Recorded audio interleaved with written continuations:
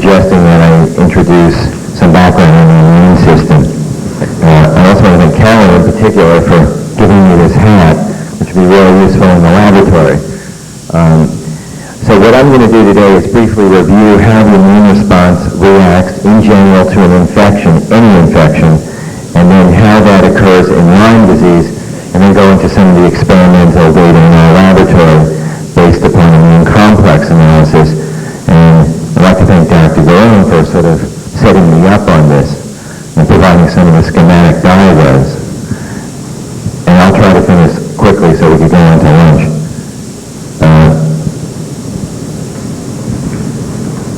So as I said, I guess this is getting the first slide. Okay. Well, wondering why we're having the meeting here. I mean, it could have been in Las Vegas, but the chance of Lyme is greater here.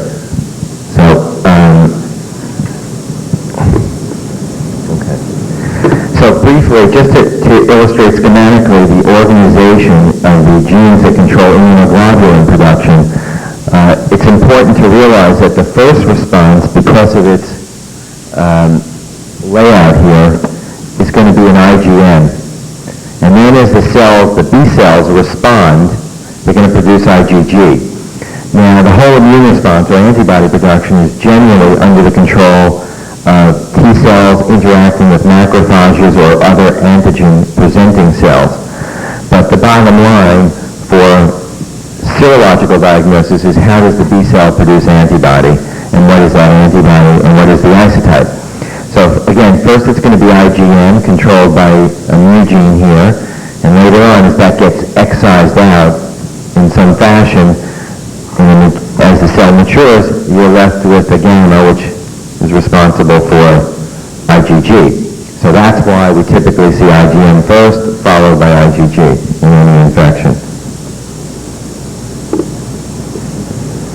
So this shows if we were to measure immunoglobulin, again, the first thing we'd see is IgM, and we'll see two peaks here, and two curves for IgM. And the reason for that is the very first IgM response tends to be without T cell control. It doesn't need T cell help.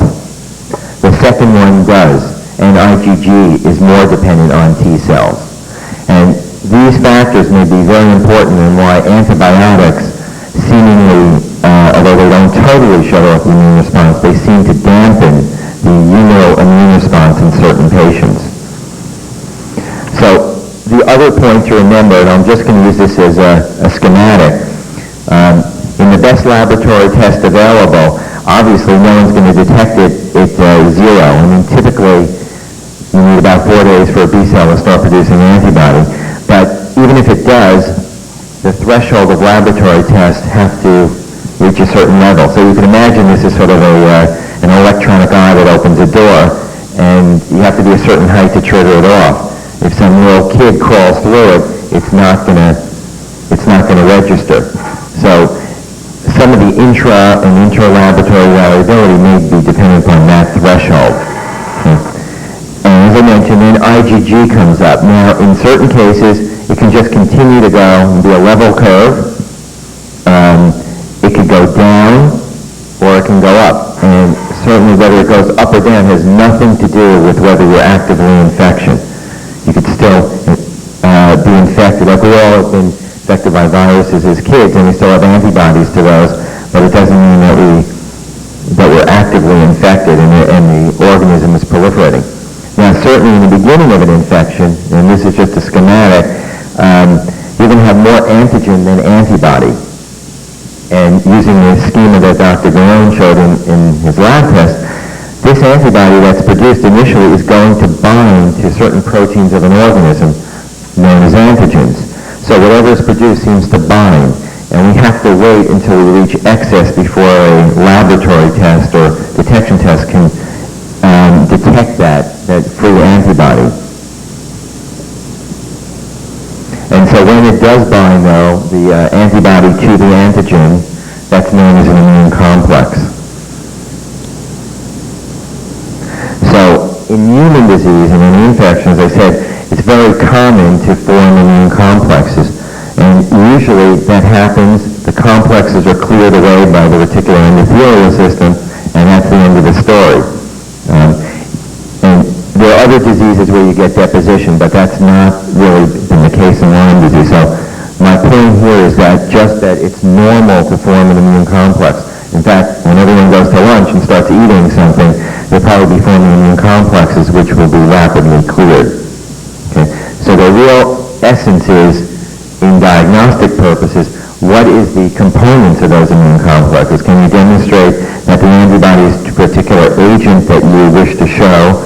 And likewise, when you look for that other component, the target antigen, is that related to the organism that you believe the person's infected with? Okay. So now if we go to Lyme disease, as I said, the first response tends to be a cellular one, and it's T cells, and they start proliferating. And that's been the basis of some cell-mediated immune assays, such as described by Dr. Gatwaller a while ago in the New England Journal of Medicine. So we do see that the first thing is a T cell. And then those T cells, particularly those that are helper cells, will then tell the B cells, in essence, to start producing antibodies. So then we'll first see IgM. And in Lyme disease, it seems to occur, depends which paper you read, but generally around 3 to 4 weeks in those people who will respond. I'm not saying everyone will, but in those who do, it will typically occur around 3 to 4 weeks. So, and then that could quickly wane right off. And then IgG comes up somewhere between 4 to 6 weeks. Now, part of that is it's a big problem because we want to make rapid diagnosis. Okay. And again, I'm talking about free antibody. And I'll just pass over the cytokines that Mark has described. So again, some of the, what's all this mean for the patients and for the doctors? That we know that there are apparent seronegative cases. Now, early on, everybody is going to be seronegative because you haven't had time to mount an antibody response. But the question is, when do you seroconvert? And we know that erythema migrans is not observed in all the patients. Some people say 50%, others 70%, but the point is there's a significant number who never get the rash. And so that's a problem because you lose your clinical marker. And if you don't have Bell's palsy, then you're really fitting with a nebulous group of symptoms. And that's what we want to link up those symptoms with the laboratory. As I said, in one of the earlier papers where T-cell reactivity was described in the absence of B-cell reactivity to the Lyme agent, this is very unusual. In the immune deficiency business, it is rare to find this except in a congenital immune deficiency. So if people 30 years old are not walking around with congenital immune deficiencies because they wouldn't be walking around. So there's something has to be connected. And here's the other, obviously this is too long a time, 4 to 6 weeks, to wait before you want to start treating. And other people have described the problems with intra and intra-laboratory variability, where a sample sent to one lab are negative in another one, and even when they're sent back to the same lab, they don't pick up all the samples. That's been a problem. Okay. So one technique that we've used to examine immune complexes, we've used several, and I'll just illustrate one. This is a polyethylene glycol assay. So in your blood, you have some antibodies. Some are specific to the organism, to, in this case, B. burgdorferi, and some are non-specific, and some bind to proteins of B. burgdorferi.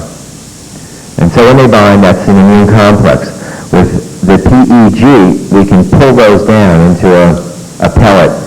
So in this fraction, you have free antibody, and that's referred to as the supernatant here, and in the precipitate, you have then the same thing bound to antigen. So what we do here is isolate this fraction, and then chemically, using a high pH, so a number of ways to do this, we can separate the antibody from the antigen. So first thing you do is get rid of your free antibody, so now you're only dealing with immune complex fraction. And then you separate this, and then you could analyze the antibody as well as antigen to see whether it's related to one of the B. burgdorferi proteins. Okay. Now this is how do we study, how do we choose the patients? And obviously, I just think I should make this point. Is that in focus for people? Okay. Obviously, if we're going to use, as researchers, wearing, like, maybe the research hat, that you have to select sort of gold standard patients, or patients that very few people would argue with have Lyme disease, and then check out your immune response, and if that response, in essence, is going to be translated as a diagnostic procedure, you want to verify in that group first. Okay. So we used a pretty strict definition. This is the CDC definition, which they've used, of course, as surveillance. And clearly for surveillance, even this slide shows that the incidence of Lyme is increasing. But what we did, we took, in all these studies that I'll show, they had to have everything in migraine. With other data where they don't, they may have this, they may have neurological problems, but we're trying to widen the capabilities of laboratory testing. And you'll hear more about the neurological symptoms this afternoon, and it's also its relationship with the immune complexes. So, somewhat using this, that's how we selected the patients, so we would not have arguments that they had Lyme disease. As I said, but no one uses this for therapy. This is when we put on, I have a second hat here, and that the clinical hat. So when you use that as a clinician, we have different thresholds, different criteria for deciding who might have Lyme disease and who might not, and how do we treat them. Okay, so that's entirely different. I think when sometimes you see in the academic literature the definition of Lyme disease used in a study, that is to fulfill sort of rigorous research criteria. It doesn't mean that the same author who might be a clinician also treats the patients that way, or that uses that as a sole treatment criteria. Okay. In one study that we did a while ago, and this one was published in Lancet, we took a bunch of chronic seronegative patients, including samples sent by Dr. Druhl, blinded, so we didn't know who they were. They were just negative serologically. We verified that, and we wanted to see what would happen. As I point out, they all had low levels of immune complexes, so this shouldn't be confused with some kind of test we use in lupus, etc., to see if people have elevated immune complexes. We're only interested in, regardless of how low, what's the content of that. Okay.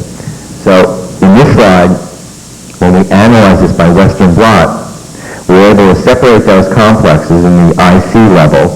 So A, B, and C represent 3 patients who appear to be seronegative. And what we found was they had antibody here, and that's to OspA. And in the serum, we don't find it. Even if we concentrated the serum more, so we had an extra amount of immunoglobulin in serum than we did in immune complexes, it still is all bound up. Likewise to the flagella protein, and this patient has both.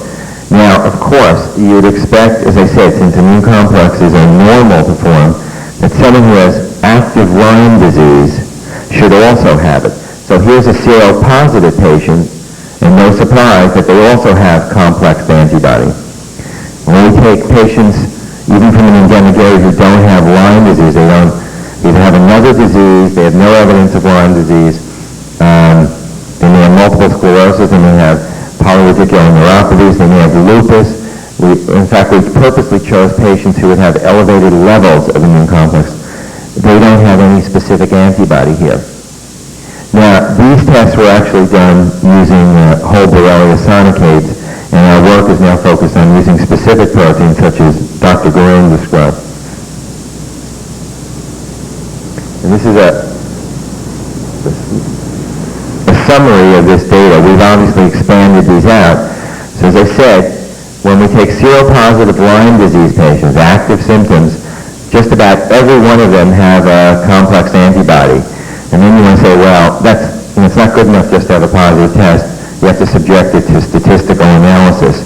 So doing that, you get a value, a statistical value using Fisher test of less than 10 to the -8. So what that means is, how likely, is there any chance we made a mistake in this? And this shows that, yeah, it's 1 in a million. So that the results are highly significant. And certainly healthy disease controls don't have it. Other disease controls, only 2 out of 50 did, and these came from the endemic area. seronegative Lyme patients, at the early cases, we have a larger number now. So out of almost somewhere between 15 and 20 were positive for a complex antibody to Borrelia burgdorferi. And it was 1 out of the 20 who didn't have it. And possibly that was too early. But most of these could occur in the first week. Now, again, if they have persistent seronegative Lyme disease in that early case, we found it. That was a small group, though. And a subset of patients who reacted on the T-cell test also reacted in this test. And sort of tantalizing is the fact that there are a number of patients who have recovered from Lyme disease. And when we test them, at least in a small number, 8, none of them have it. So meaning, as I said, it's normal forming immune complexes. You clear them as you get better and eradicate the infection, and then that's the end of that story. So this might be very suggestive of that. And sort of to finish up, just want to put it, like when we evaluate tests also, we want to say, how good is the test? And one of the current terminology or means to apply is predictive value. And a positive predictive value is used to say, how good is this test in saying that you have the disease if you're a member of a particular population?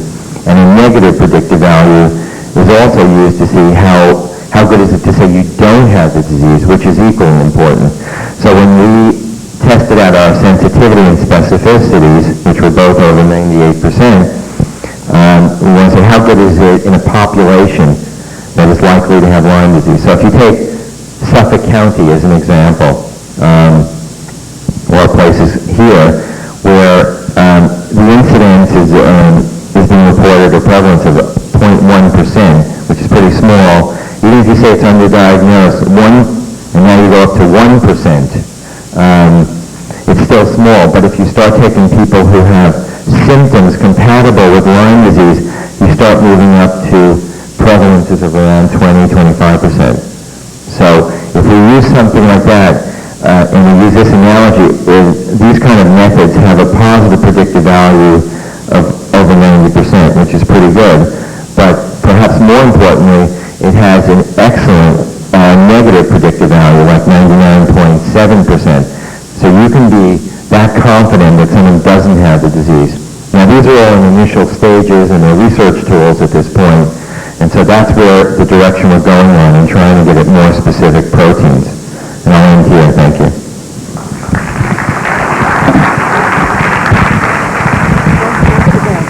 Okay. If we could have the other 3 speakers from this session come up, please. The other 3 speakers, please come up.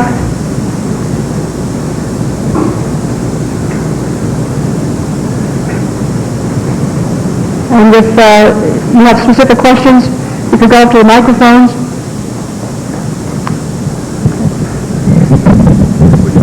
Wonderful. Okay, we're going to need a few minutes for some questions and then give you a break for lunch. Yes, first question. Adelizi, Cherry Hill, New Jersey. Question for Dr. Garan. Obviously, there's been a lot of autoimmune markers seen in Lyme disease, similar to other autoimmune diseases such as lupus. Do you know if antibodies to anti-single-stranded or anti-double-stranded DNA have been seen in Lyme patients or in animals? We have not tested that in our laboratory, and I'm not familiar with the data, no. Okay. Another question for Dr. Schutzler. I wanted to ask a question regarding immune complex assays. Any work with any other immune complex assays, such as C1 binding assay? Yeah, I mean, as I pointed out, the literature would show that early on in Lyme disease, and these were the studies out of Yale, those people who were infected, everyone seems to get immune complexes in the beginning, like no big surprise. And those who went on to persistent disease, neurological or cardiac disease, had increased levels that persisted. So that was sort of like a harbinger of it. But as I pointed out, regardless of the level, whether it's high or low, it doesn't tell you anything unless you could identify what the components are. And that's the direction of our work. And I think you'll hear from Dr. Coyle the same thing going on in the central nervous system this afternoon. Dr. Schutzer, conceivably, if you have a subclass deficiency with normal IgG levels, could that explain why you would have a persistent seronegative level? It's possible, but when we've taken those samples that seemingly were negative, we always found something. And I think, we have to distinguish between making an antibody that will protect you from the disease versus making an antibody that just acts like a camera to show you that you have been exposed to it. So usually you might have one of the other subclasses that, won't protect you, but it's there, it's responded to part of the organism, and you should be able to show that. But if you received if you were receiving IgG, then would it create a seroconversion at that point in time? You mean if you're getting IgG globulin therapy? Right. Well, if the pool of seroimmunoglobulin that's been used contains antibody to be Burgdorferi or cross-reactive to it, Okay. You could have what might be a false positive if you're trying to use it for evidence that you were exposed. The thing about IgG is it's the one antibody class that sort of feeds back on itself and shuts off production. The others don't. So the more you give, the more you suppress your IgG production. Okay. And secondly, if you've got the presence of other viral titers, EBV, CMV, Right. would that also create your seronegative? It's hard to say. If you have something that knocks out the B cell, if you had AIDS, for example, and then you get exposed to Lyme, your body is not able to recognize it and you may not produce it. Whereas if you had it before and then you get HIV, your B cells are stimulated and they start producing antibody to it. Same with EBV. EBV is a known B cell stimulator, so it can produce elevated levels of something you've already had. And if it's another spirochetal infection, where you're producing antibody to the 41 kilodalton flagella protein, then you may get like a false elevation, but it's not specific. One of the reasons that we use the immune complexes is we're also finding the target. And I didn't show much of that data, but when we find the corresponding antigen target, it tells you that you have an active immune process going on and not something that just occurred in the past. And that's one of the advantages of finding an antibody in a complex versus in the free state. Okay, thank you. Dick Tilton, a question for Dr. Schutzer. I noticed in your Lancet paper that you did not describe any positive controls for the test. And my question is, have you attempted to synthesize immune complexes in the laboratory to be used as a positive control, a la the work on HIV P24 antigen that was recently published in the New England Journal? No, other people have, but we had our positive controls were there. They were seropositive active disease patients. So, but we didn't synthetically produce them as positive controls. Yeah, I have. It's not easy. Second comment, you mentioned about the detection of early Lyme. Both in my laboratory and in Dr. Ryan's laboratory at the University of Connecticut, using an IgM antibody capture and a rather sensitive ELISA to OSP-C, we've been able to move the diagnosis using some timed blood drawings back by a matter of weeks. Perhaps the record is 5 to 6 days after tick bite, which is rather surprising. Right, no, but we have other data on there which I didn't show here, but same principle that when we had a documented case where we biopsied the rash, showed it was there by PCR, and as early as that moment, the person had IgM to very specific proteins of the organism. So that's where the trend is, and obviously the fact that it was IgM and then a couple of weeks later IgG fits along with what I showed earlier, the trend of that. So that's really what we should be finding, and to sort of not find it might be quite a surprise. I have a question for Dr. Guerin. You raised this provocative concern about autoimmune response to antibodies made from whole spirochete or spirochetal fraction. Is there any experience from the Fort Dodge canine vaccine? Because I understand millions of doses have been sold, and it's a sonicated spirochetal vaccine. I'm really not familiar with any data that would suggest an autoimmune response in that particular environment. I should also emphasize, as Bill did, I think that our data was tested in murine cells. We have a single experiment that would suggest that a similar phenomenon takes place in human cells, but it was only a single experiment and needs to be expanded further. But to answer your question directly, I'm not familiar with any data having to do with the Fort Dodge vaccine. It clearly contains those components, however. One more question. Swami, Dr. Klimpner, do you have any figures on the penetration of Vaccine and Zithromax into fibroblasts? The penetration of... Beg your pardon? We haven't specifically done that, but it's been done.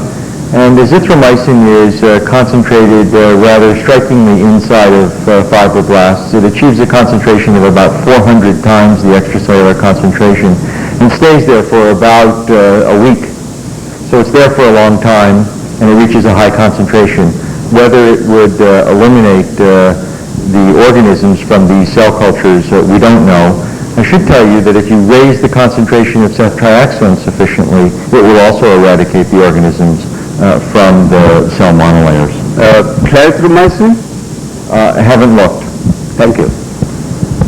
Thank you very much. And that ends the morning session. There'll be a box lunch, which will be in a room just next to the registration desk. And we'd appreciate if everyone could be back here by 12:55 so we can get started for the afternoon. Thank you. The slide.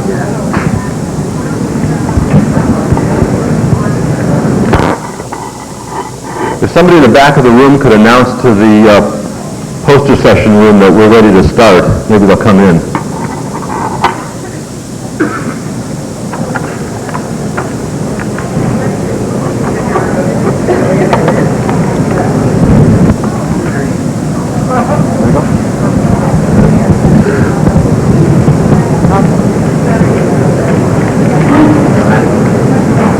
Okay, we're going to start now. My name is James Katzel, and it's my pleasure to take the chair away from Dorothy Petruka so that I can introduce her as our next speaker. Dorothy's going to talk about pediatric neuroborreliosis.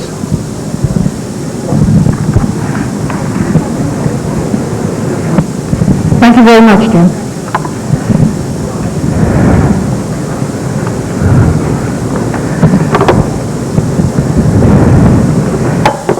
What I hope to do in the time that we have is give you an overview of the neurologic Lyme as we see it clinically in the children. I'm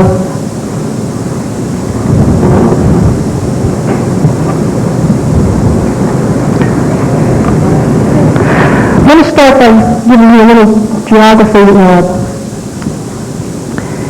Here's the wonderful state of New Jersey, and I have two offices, one just about here and one just about there, so that my practice is in a very Lyme endemic area. And we all know how densely populated New Jersey is, so we're talking about just between two counties in excess of 1 million people.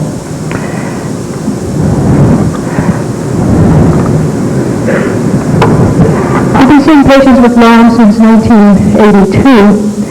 And in looking at the population of infants, children, and adolescents, under the age of 12, the number of males and females is approximately the same. However, after the age of 12, we see more girls than boys. But the types of symptoms that the boys have is identical to the symptoms that the girls have. Less than half of our patients remember a tick bite or an EM rash, but all the patients are in a very Lyme endemic area, and many of them remember ticks crawling on them. Many of them seem to attract ticks, and many of these children are very athletic. They're outside in fields and in horseback riders, so that the exposure to the ticks is very great. What are the types of symptoms and complaints that these children have when we see them? Remember that as a pediatric neurologist, I am usually seeing these children after they have been sick for a period of time. I'm not the person that most parents would come to if the child had an EM rash. They would go to their pediatrician or family practitioner. So when I see children, with a few exceptions when I'm seeing somebody who has an acute onset of something neurologic, I'm seeing a lot of chronic problems. And certainly headache, by far and away, is one of the most common complaints. Usually the headache is a frontal headache. You say, where does your head hurt? They go right across the forehead. Or sometimes they say, oh, it hurts all over, and I have a headache all the time. Fatigue, a very common complaint. I'm so tired, I can't get things done. Many of these children sort of just give up on not only school, but a lot of the other activities that they enjoy doing. We don't see many of them coming in with swollen knees, and I'm not going to get into the rheumatologic aspect of this, except to say that the complaint of the joint pain is a very common one.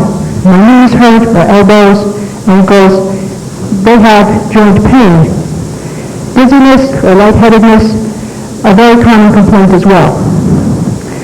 The chest pain and the abdominal pain, I have two physicians who are fortunately interested in patients with Lyme disease. One is a pediatric cardiologist at Jersey Shore, Dr. Alpert, and a pediatric gastroenterologist, Dr. Freed, and they will be discussing cardiac and abdominal problems, respectively, so I'm not going to get into that. But just to mention, in terms of neurology, remember that the pain sometimes may be radicular pain. The sore throats, when the children talk about these sore throats, they usually say, this is the worst sore throat I've ever had. And of course, they've had the usual throat cultures, mono tests, they've been tried on augmentin, C-chlor, and the pain persists. Radicular pain we do see in children, not as commonly as is seen in adults, but we do have children with radicular pain. The sleep disturbances, a common problem. Either they're sleeping all the time, or they can't fall asleep at all, or they're falling asleep at 4 and 5 o'clock in the morning, and so their wake-sleep cycle is completely out of whack. The blurry vision, difficulty seeing things, and this creates problems for them when they have to read schoolwork, and they become very frustrated and just put the books away. Memory loss, difficulty concentrating, two very common problems that we see. This is an encephalopathic picture, and these children have a difficult time again academically because of this, going through a difficulty learning material. Some of the less common things is sudden onset of the facial weakness, the Bell's palsy. This is something that's talked about a lot in patients with Lyme disease, and indeed you can see a Bell's palsy in Lyme. You can see a bilateral Bell's palsy in Lyme, but not every patient with Lyme disease is going to have a Bell's palsy. But if the patient does have a sudden onset of a facial weakness with Bell's palsy, people who are in an endemic area are sensitized to the possibility that this is due to Lyme. Loss of vision, we've had patients with optic neuritis, papillitis, hearing loss has been documented. We've had patients with ascending weakness, a Guillain-Barré-like picture, problems with bladder control, neurogenic bladder, seizures. Definitely an encephalopathic picture is seen, sometimes an encephalitic picture is seen, and the patients may have seizures. Muscle twitches, funny jerking movements that patients make. The numbness and tingling they complain about is the sensory dysesthesias, and the little kids talk about funny feelings on the bottom of their feet, and it bothers them so much that they even are very upset about it or they cry about it. Changes with weight, either gaining weight or losing weight, for no other explanation, or with no other explanation, commonly seen, and problems with mood, affect, depression, which will be addressed in much more detail by Dr. Fallon, certainly is a problem. When we see the patients, as I said, the EM rash, by the time the patient has these neurologic symptoms, the EM rash may be gone. Sometimes we see EM rashes that come and go, and this may happen usually, or frequently can happen, during the time that we're actively treating the patient. Then we have EM rashes, either a rash where the bite was initially, or scattered rashes. And of course we mentioned the Bell's palsy, other signs that we've seen, inflammation of the optic nerve, the optic neuritis, papilledema, changes in reflexes, diminished reflexes, the hyporeflexia or increased reflexes, the hyperreflexia, lower motor neuron, upper motor neuron involvement, weakness, sometimes inflammation of the muscle with elevated CPKs, abdominal tenderness, an actual Guillain-Barré-like picture with elevated protein in the spinal fluid and ascending weakness, the distended bladder, a frank arthritis with a swelling joint, changes in the heart rate, the bradycardia, tachycardia, other arrhythmias, and lymphadenopathy will also be seen. So when we examine the patients, we may find some of these things, or we may find nothing. Now, in looking at the clinical pictures that we see in the children who present with Lyme, with an encephalopathy, with changes in reflexes, other system involvement, I think that's a very key thing to remember. This is a multi-system disease. The patient's not focusing on one particular organ system. If you do a review of systems, you see involvement of many systems. In looking at what we're seeing in the children, the question, of course, is this in any way similar to what's being seen in the adults?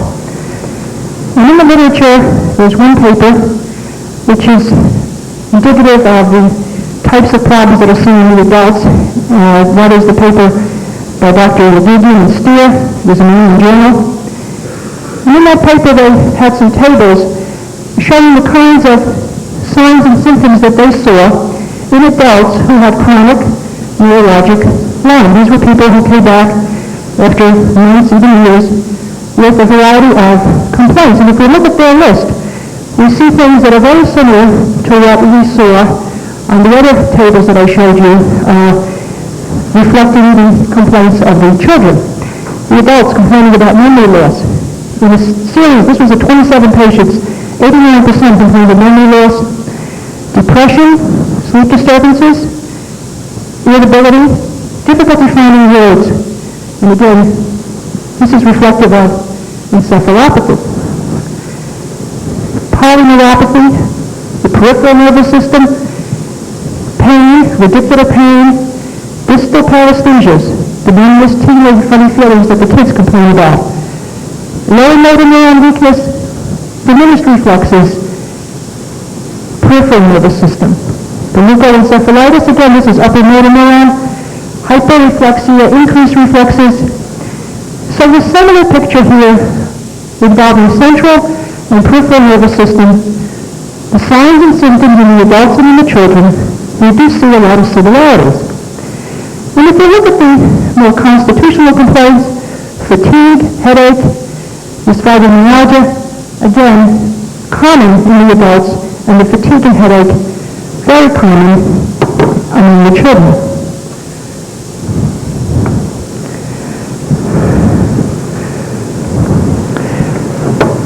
In doing the diagnostic evaluation, the symptoms that these patients have are certainly not absolutely specific for Lyme. The fact that it's multi-system involvement suggests Lyme, especially in the Lyme endemic area, with exposure to ticks or even the history of a tick bite. But it's certainly the responsibility of the physician to rule out other possibilities. And so diagnostic evaluations are important. And many times when we do our usual CBCs and things, we don't find very much. But there are a few things that I want to highlight that have come up abnormal on your patients, not 100%, but in a number of them, that I think you should be aware of and look for in your evaluations of your patients. The EEG, at least a third of our patients have abnormal EEGs. The abnormalities are frequently bilateral, they may be slowing, they may be sharp waves, but definitely there is cerebral dysfunction. So the EEG is one additional test that you can think about doing that might be of some help. The other one is the VERS, the Visual Evoked Response Test. Again, many times showing the block in the conduction pathways in the visual system. Many times when the patients complain about the blurry vision, we see the abnormalities in the VERS. Most of the time, SED rates are normal, but about 10% of the time, we see elevation of the SED rates, and as the patients are treated, we see the SED rate combined. Usually the CBC's chemistry values may be normal. Sometimes we see a leukopenia, and sometimes there may be elevation of liver enzymes. The CAT scan doesn't show very much, although if you're seeing the patient with headache and other things that you're concerned about, obviously a brain tumor, the CAT scan is going to help you that way as a quick screen. But the CAT scan, as far as Lyme is concerned, isn't really very revealing. But the MRI has been of some help. And we do see what are euphemistically called these UBOs, unidentified bright objects. These are areas of increased signal seen in the white matter of the brain. These lesions can also be seen in MS and neuroimmunology diseases, but we do see them in the children. And although most of the kids have normal MRIs, we do have some with abnormal MRIs, and that also is an additional piece of diagnostic information. Another test that is of some help is the spinal tap, because in a good number of our patients, the opening pressure in the spinal fluid is increased. And if the patient has papilledema, you'd of course expect a high pressure. Some of these patients just have a terrible headache without papilledema, but their pressures are elevated. They're 230, 240, 270, which is somewhat high for a child. So I would suggest that any patient who you suspect Lyme should take the time to measure the opening pressure if you're going to take the time to do a spinal tap and record that information. If you see patients early on of acute onset, the Bell's palsy, the acute onset of an encephalitic picture, the acute onset of an optic neuritis, then the spinal fluid may reveal inflammatory changes with pleocytosis, maybe cells. But if we see somebody who's 2-3 years down the road with these chronic encephalopathic complaints, the spinal fluid with regard to cells and protein may be normal. Occasionally you will see some increase in the spinal fluid protein. I'm not going to get into the discussion of antibody titers in spinal fluid. Many of the patients that we see, of course, have positive ELISAs in serology. They may not always have a positive CSF antibody titer. If you look at the 27 patients from that study that was done in the New England Journal, those patients who had the encephalopathy, polyneuropathy, 8 of them had increased protein out of 17. 7 of the 17 had CSF serum antibody to B big dwarf greater than 1. Only 1 of those had white cells, an increase in white cells in the fluid, because by the time these patients were seen, they were chronically ill, and this inflammatory response was gone. Formal neuropsychological testing showed the documented the memory loss, depression. The adults tend to have EMGs and nerve conduction studies done more than children do, and those tests just confirm the clinical impression of the polyneuropathy. Some of the patients, 3, had the increased signal in the MRI. So the contrast here of the kinds of abnormalities we're seeing in the children and what's been described in the adults, again, a lot of similarity.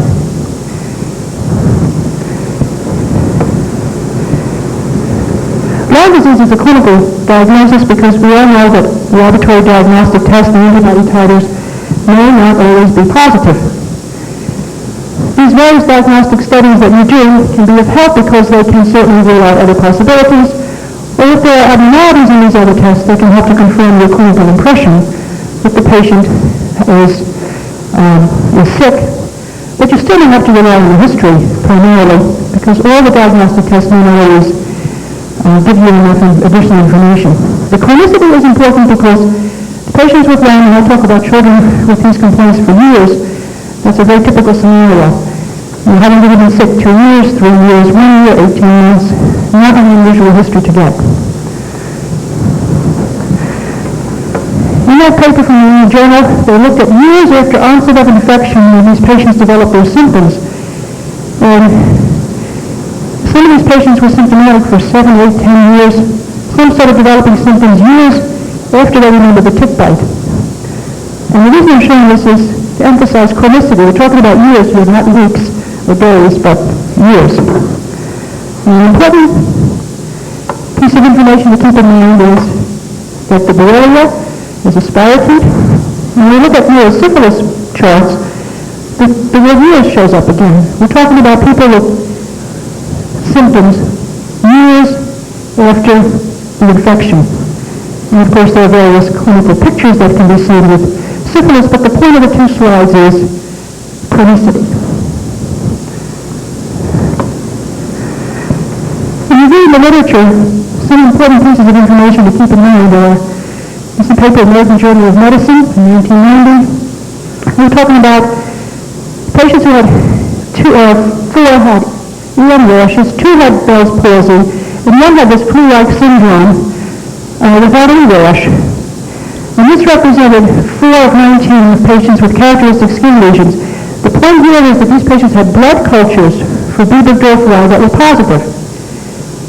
Now, serologic testing is frequently non-reactive. So here are patients in whom they were able to culture the spirochete. 2 of these patients never had a detectable antibody, even though they had multiple sero assayed. So the point of this article is patients can have a positive culture and they get an antibody titer. This is Tom Schwann's paper, Journal of Clinical Microbiology. Diagnosis of Lyme is not straightforward. Most of the associated symptoms are not unique to Lyme. Strong, specific immunologic responses do not always accompany the infection, and it's hard to find the spirochetes or detect them from the infected individuals because early on you may have the spirochetemia, and later on this bug is in tissues and very hard to find. And finally, this paper, which is the journal paper, the typical response of our patients to antibiotic therapy supports the role of the spirochetal infection in the pathogenesis of the syndromes described. Those syndromes being the encephalopathy, the polymyopathy. He's talking about all results are not as good as previous reports. 6 months after treatment, 1/3 of the patients had relapsed or were no better. 6 months.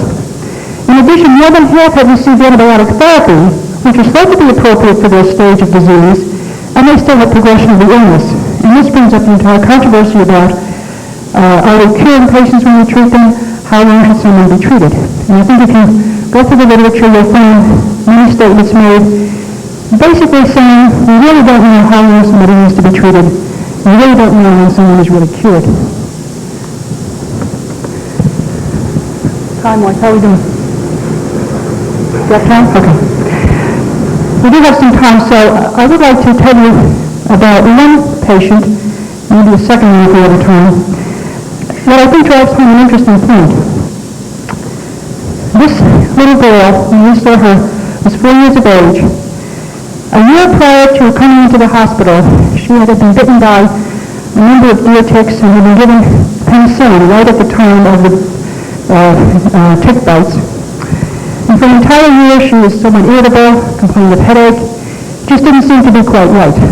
Then one Sunday morning, her mother found about 5 ticks in her head, which she claims were big ticks, not the little deer ticks, but the big ticks. She took them out, and shortly thereafter, the girl had a generalized seizure, became aphasic and hemiplegic. Was brought to our hospital and basically had the mega workup that any child coming in with such a catastrophic picture would have, ruling out herpes, ruling out just about everything. Because of the history of the ticks, she was of course started on intravenous antibiotics. Her CAT scan was entirely normal, but her MRI showed a lesion in the brainstem, and her EEG showed paroxysmal activity that was basically continuous.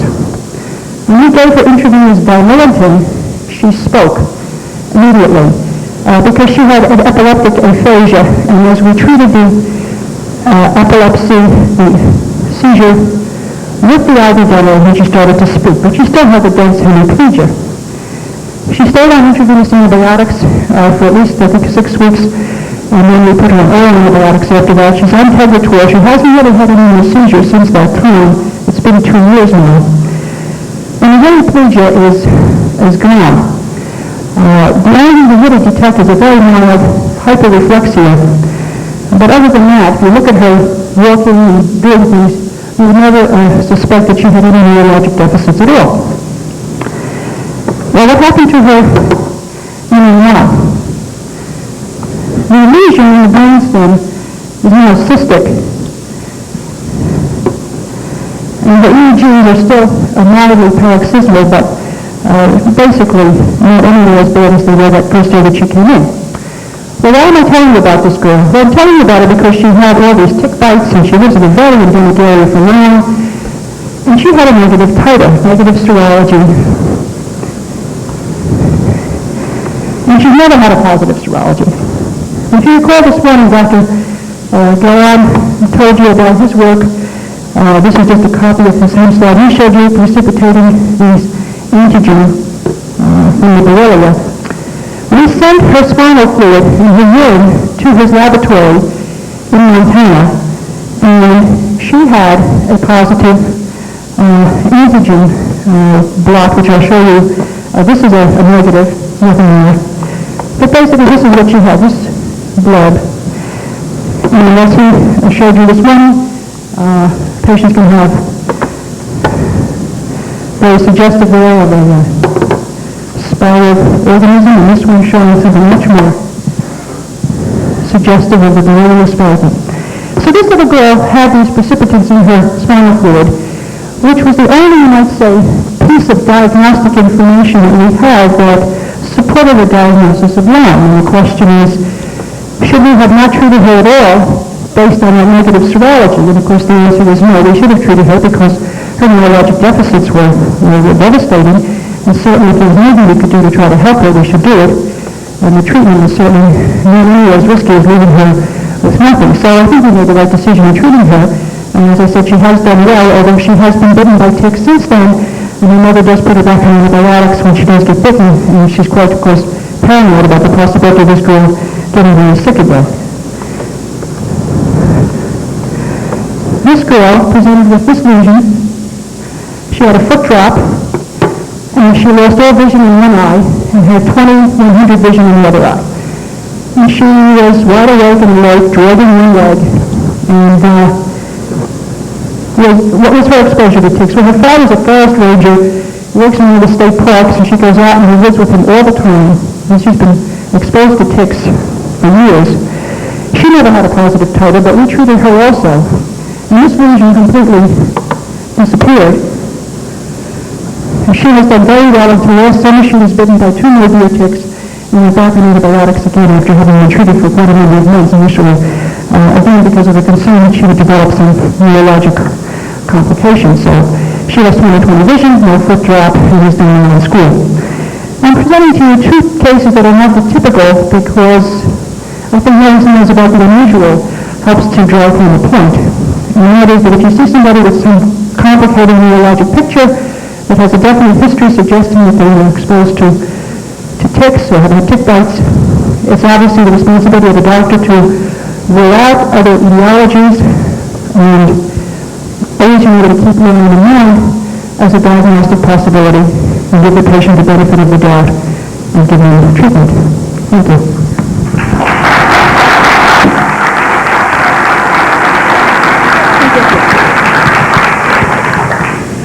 We're going to try and get through the pediatric section and get back on time, so we'll save our questions for the end. Our next speaker, Dr. Martin Fried from Jersey Shore Medical Center, is going to talk to us about implications to the gastrointestinal tract and implications for future evaluation.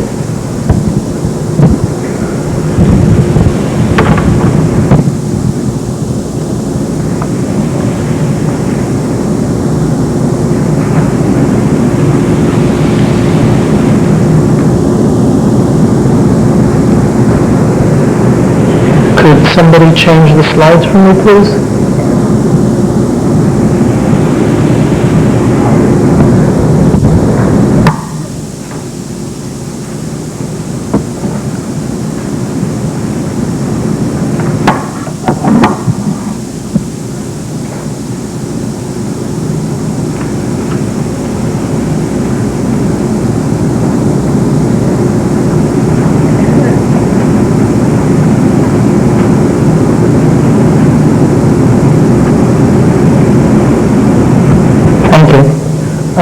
show of hands, how many people here in the audience know somebody or have had abdominal pain associated with Lyme disease themselves?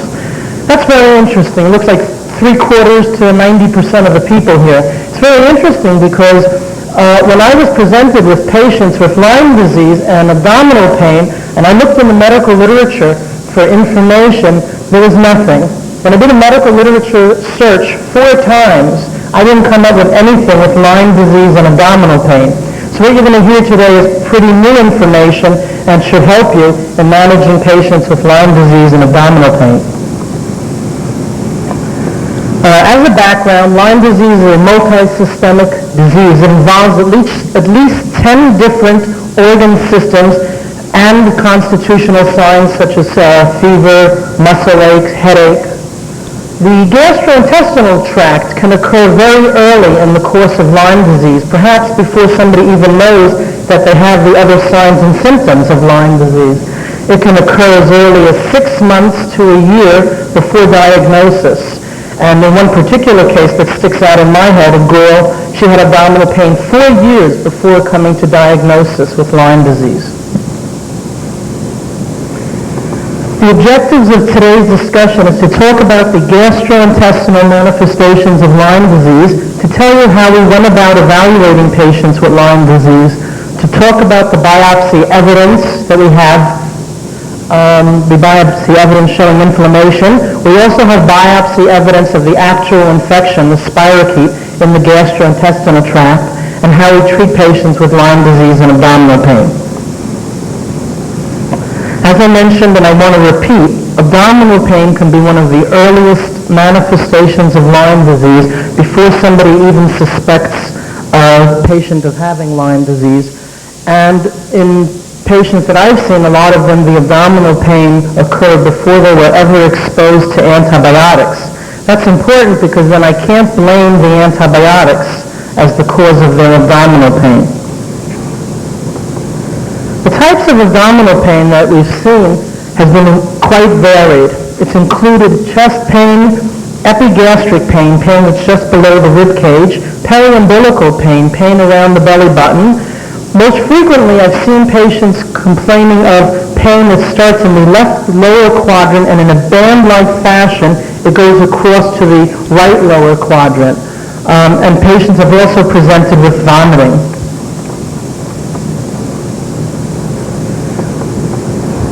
I took the first 12 patients that presented to my office and I wrote up a paper on them. And I used very strict criteria to evaluate their abdominal pain and Lyme disease. I made sure that they all had 1 month of abdominal pain so that this wasn't an abdominal pain that was fleeting. I tried the diagnosis of Lyme disease, I tried to make sure that it was Lyme disease by establishing the number of different organ systems, and they had to have a minimum of at least 6 different organ systems. And I tried to use laboratory evidence to support this diagnosis, and that's a very difficult thing to do because you're not always very fortunate to have the laboratory evidence to support the diagnosis. The diagnosis was made by the number of systems involved. The first 12 patients that I saw had an average of 8 different organ systems involved. I have to tell you, I don't know as a pediatrician of many diseases that involve 8 different organ systems. I probably can count them all on one hand. Collagen vascular, rheumatoid arthritis, inflammatory bowel disease, and Lyme disease would be the ones that stick out most in my mind. There really are not a lot of diseases that involve 8 different organ systems. 9 out of these 12 patients had a positive ELISA or positive Western blot. Positive ELISA titer was a titer that was greater than 1.12, and a positive Western blot had the 41 kb antigens plus either 31 and 34 kb antigen plus 3 other Lyme-specific antigens. So in at least 9 out of 12, we had laboratory as well as clinical evidence of Lyme disease. The evaluation of pain was an extensive one. We looked for everything that occurred in and around the gastrointestinal tract. We evaluated the liver and the gallbladder. We made sure that they didn't have pancreatitis. We checked the stool for infections, ova, parasites. We checked the stool for Clostridium difficile and other toxins. We tried to establish that they didn't have peptic ulcer disease, pelvic conditions such as pregnancy or cysts. We did blood tests for collagen vascular disease. We did an anti-nuclear antibody, and where appropriate, we did rheumatoid factors. We did sedimentation rates and upper gastrointestinal series for inflammatory bowel disease. As part of our initial evaluation in the stool, we sent stool specimens for bacterial infections, for Salmonella, for Shigella, Yersinia, and Campylobacter. We also sent stool specimens for ova and parasites, and stool specimens for Clostridium difficile, and none of our patients had any positive stool samples. We also sent blood tests. We looked at liver function tests to make sure nobody had hepatitis. We checked an amylase for pancreatitis. None of the patients had an elevated sedimentation rate. They all had normal complete blood counts and normal Chem20s. We looked at an ultrasound of the liver, of the biliary tract, of the pancreas, and of the pelvis to make sure there was no gallstones, to make sure there was no biliary tract disease, no inflammation of the liver, no inflammation of the pancreas. We wanted to make sure they didn't have pelvic cyst or pregnancy, and in all cases the ultrasounds were negative. We also did upper gastrointestinal series to make sure there were no ulcers. We did small bowel follow-throughs to look at the terminal ileum to make sure this wasn't Crohn's disease, and all 12 patients had normal upper GI series and normal small bowel follow-throughs. Having done all that, the next step was to do an endoscopy. If all of the previous workup was not revealing for the etiology of the abdominal pain, we then decided to do an upper gastrointestinal endoscopy where we passed a flexible scope down into the stomach and into the intestines. We looked around, took pictures, and took biopsy specimens. We specifically did an antral biopsy to make sure this was not Helicobacter pylori infection causing the abdominal pain. We sent a sample of the fluid from the small intestines, duodenal fluid, for Giardia to make sure this wasn't a parasite infection. And as part of the biopsies that we took, we would send a second set of biopsies to Dr. Duray at Harvard to stain all of their specimens for spirochetes to see if there was any evidence of the infection in the gastrointestinal tract. This is an example of one patient. This is a normal stomach. It's nice and pink all the way around and smooth and well-defined. This is the antrum area here, and this is the pylorus where the food leaves to go into the small intestines. This is an example, again, of a normal-appearing intestines in a patient with Lyme disease. By contrast, this is a very pale-looking stomach. This is the antrum right here. Very pale. You could see pale mixed in with the redness. The paleness represents the inflammation, and this was a patient with chronic Lyme disease who had biopsy-proven chronic gastritis, chronic inflammation of the stomach. This is your normal small intestines. This is the tunnel folds of the duodenum. Nice and pink, no white areas, and very well defined. This is a patient with Lyme disease who had a normal-looking small intestine. On the other hand, this is the tunnel area right here. This area right here is a little white and pale. This was an area of duodenitis or inflammation in the small intestines. Even more significantly, this again is the beginning of the small intestines. This whole pale area here was a large plaque-like area of duodenitis or inflammation in the small intestines. The results of the first 12 patients were that 9 out of 12 of them had some inflammation along the intestinal tract, whether it was in the stomach or in the small intestines. 9 out of 12. Are there any adult gastroenterologists in the audience here? Can I see a hand if there is? There isn't. I've actually spoken to adult gastroenterologists to ask them what the incidence of inflammation in the gastrointestinal tract in adults are. It's higher in adults than it is in children. An adult gastroenterologist will tell you 50% of all the patients that they do this procedure on, they're going to see inflammation. We're getting 75% of patients with Lyme disease having inflammation in the gastrointestinal tract. That's extremely significant. 6 out of the 12 had it in the stomach, another 6 out of 12 had it in the intestines, and 4 out of 12 had overlap in the stomach and in the intestines. More importantly, 2 out of the 12 patients, we had biopsy evidence of the spirochete in the small intestines. I think it was difficult to get it in the stomach because the acid of the stomach might kill off the organism, but we were able to get it in the intestines. And I can't, is that in focus? I can't see the, just excuse me for a second here. Oh, okay, I see it. Excuse me. That's the spirochete right there in the duodenal mucosa, right over here, of the small intestine of one patient. We actually had 2 patients. One patient was somebody with chronic stage 3 Lyme disease, and it was very significant to see that it persisted in the mucosa. Another patient was a patient who presented with, right here, doesn't look like it's in focus, was a patient who presented with severe headache, sore throat, joint pain, and persistent vomiting. I got involved in the case because she had persistent vomiting. Nothing would make the vomiting go away. And it was the biopsy that actually helped make the diagnosis of Lyme disease in this particular patient. Oh, that's in focus. That's much better. You have one here and one here. Sister spirochetes. Okay. Finally, the spirochetes or duodenal mucosa, they were consistent with Borrelia burgdorferi. This is a new finding in pediatric Lyme disease. It occurred in 2 patients. One of them, as I just mentioned to you, she was the one that had the vomiting. She had a negative serology for Lyme disease, and she presented with vomiting. It was the spirochetes that made the diagnosis. And in both cases, duodenitis was also present.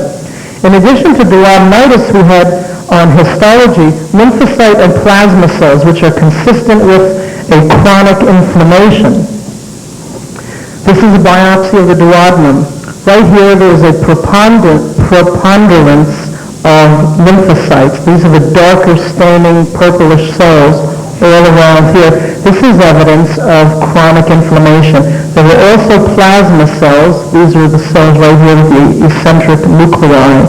So you had chronic lymphocytes and plasma cells supporting that there was a chronic inflammation going on.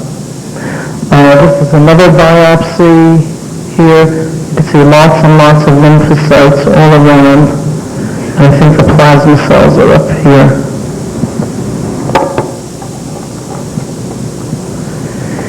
The harder part is to figure out what the etiology of the inflammation is. This is a very complicated issue. One could certainly say that there's excess stomach acid. Kids who are having joint pains, who are having back pain, stiff neck, they're under a lot of stress. It's very, it can take its way in excess stomach acid, but I don't know if excess stomach acid alone can explain all the abdominal pain. Antibiotic use, there are many antibiotics that are being used that have side effects of irritating the gastrointestinal tract, but most of our patients had the abdominal pain before they began the antibiotic use. But certainly antibiotic use can affect the stomach, causing gastritis and duodenitis. The actual infection, I showed you 2 biopsy specimens that there was in the infection, and even that the infection persisted in somebody with chronic, late, and persistent Lyme disease. There are also histamines and prostaglandins, which can be released in the stomach that could be contributing to the inflammation and the pain. Could also be an immune response. All these have been described in other areas of the body in patients with Lyme disease. In terms of the stomach, it's a wonderful organ. It has the ability to protect itself from the onslaught of aggressive factors such as extra acid and excess acid. And the way it protects itself from the extra acid is by having a layer of bicarbonate. Some of the cells lining the stomach actually make bicarbonate.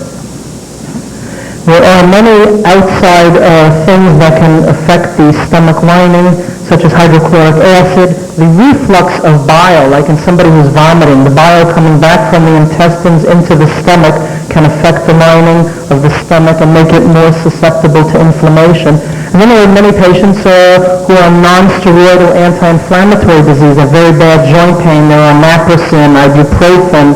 Some people take Anaprax for their periods. I've heard teenage girls tell me about that. These are all non-steroidal anti-inflammatory drugs, and they can affect the lining of the stomach as well and add to inflammation. In the group of patients that I'm seeing, I don't see a lot of ethanol ingestion. That might be more appropriate to older population. What I'd like to show you is how complex of an issue the etiology of the abdominal pain really is. If this is a cell lining the gastrointestinal tract or in the stomach, there are many different ways, at least 4 different ways, that can cause the secretion of acid. One is through acetylcholine. When you see food before you actually eat it, and it looks great and tasty, just the idea of seeing it sends through your nose into your stomach the release of acid through acetylcholine. We've all heard of histamines. Many of us are familiar with Tagamet and Zantac. Those are antihistamines. They block the histamine causing the release of acid into the stomach. Another method is prostaglandins and gastrin. So the release of acid in the stomach is extremely complicated. It occurs at least through 4 different methods. And the end result, which is all the way up here, is a hydrogen ion being secreted into the from the lining of the stomach into the stomach wall. As I mentioned earlier, there are a lot of aggressive factors, the acid, pepsin, bile, and then there are the cells which make bicarbonate, which protect the stomach lining from the onslaught of aggressive factors. I mentioned all that because that was a lead-up of how I went about treating the patients with Lyme disease. I had found from talking to the patients and their parents that Zantac and Tagamet in many cases was not sufficient enough to relieve the abdominal pain. Zantac and Tagamet only work through the histamine receptors, and I just mentioned there are at least 4 different other receptors. So I chose to use a medicine called omeprazole, Prelosec, because Prelosec blocks the formation of acid completely by inhibiting the hydrogen potassium ATPase pump, and it literally knocks out the production of acid in the stomach regardless of which of the mechanisms are involved in producing acid. Initially, all patients were on the Prelosec for 2 months. Some of them had received concurrent antibiotic therapy for their Lyme disease. This is showing you where Prelosec works. It works at the hydrogen potassium ATPase pump, which is responsible for secreting acid into the stomach. And the omeprazole just stops the pump completely, so you don't have any hydrogen ion production, no acid. This shows you in response to regular things we eat, such as coffee, tea, and meals, the amount of acid that's produced goes up and down throughout the whole day. Prelosec, because it stops the production of acid, whether you're taking coffee, caffeine, or a meal, there's hardly any acid being produced. It's a very effective drug for minimizing acid. The results were that the severity of pain described by the patients when I asked them to evaluate their pain from 1 being least severe to 10 being most severe, initially, before treatment, it was an 8.5 out of 10 for the whole group, plus or minus 2. After 1 month of treatment, it was a 4.5 out of 10, and after 2 months of treatment, it was as low as a 1.6 out of 10. The pain did persist, however, at a much lower level. The conclusion is that gastritis and duodenitis does occur in children with Lyme disease and abdominal pain. Thank you very much.